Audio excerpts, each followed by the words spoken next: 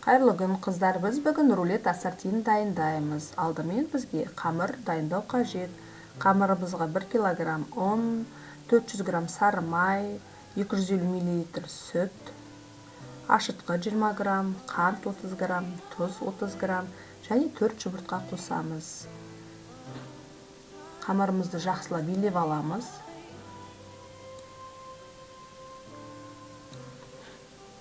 Бұл қамыр бізде песочный дрожжевой деп аталады. Дайын болған қамырымызды 3-4 сағат тоңазытқышқа қоя тұрамыз.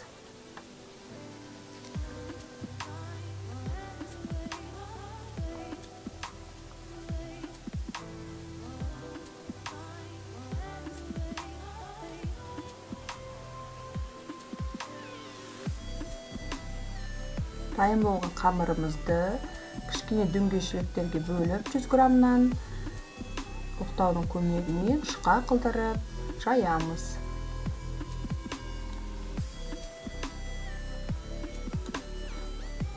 Бірінші начинкамызды дайындауға кірісеміз. Ол бізде брынза, кинза және шпинат.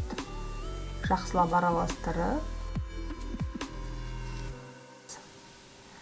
және жайылған қамырымыздың ортасына салып, шеттерін конвертик түрінде орап рулет дайындаймыз.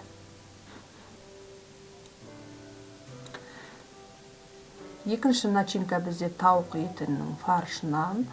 Оған бізге пияз, тауық еті, сливки, тұз қажет. Жақсылап араластырамыз начинкамызды. Және де жайылған қамырымызға салып, конверт түрінде орап рулет дайындаймыз. Пешімізді алдын ала 180-170 градуста қыздырамыз. Және үстіне мелан жағып, кунжут дәндерін сеуіп, 30 минут пісіріп аламыз.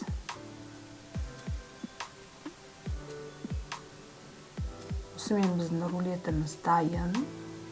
Менің каналыма жазылуды ұмытпаңыздар.